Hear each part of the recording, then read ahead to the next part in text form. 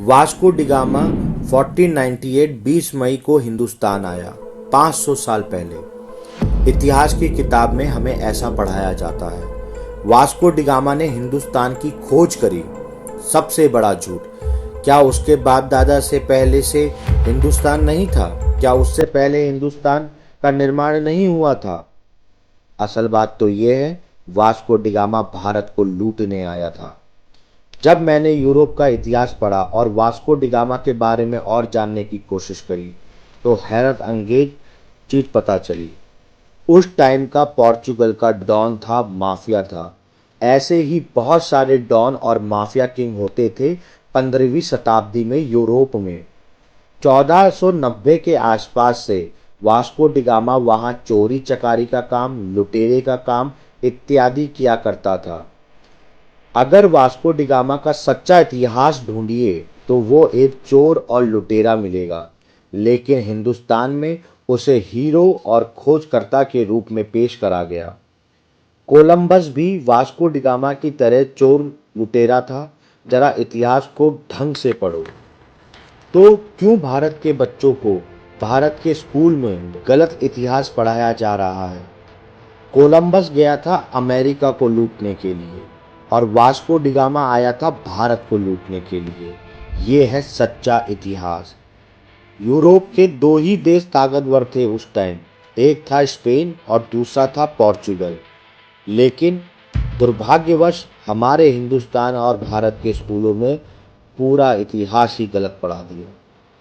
Europe में धर्म पत्नी को छोड़कर कोई भी महिला को मिसेज होती है, क्योंकि वहाँ शादी करने की प्रथा नहीं है।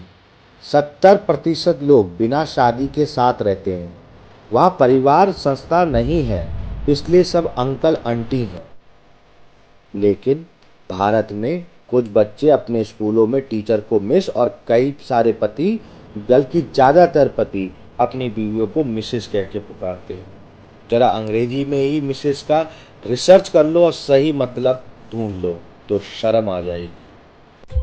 भारत की संस्कृति को पता नहीं कोई क्यों नहीं मान रहा है। भारत के सच्चे इतिहास को पता नहीं क्यों नहीं पढ़ाया जा रहा है। क्यों ये सब चीजें हमसे छुपाई जा रही हैं? इसका कारण क्या है? इसका कारण यही है कि भारत के मूल स्वरूप को, भारत के मूल ज्ञान को नष्ट कर दिया जाए। भारत तो रहे, लेकिन भारतीयता खत्म हो जाए। इंसान तो यहाँ रहे, लेकिन उनके संस्कार नष्ट हो जाएं।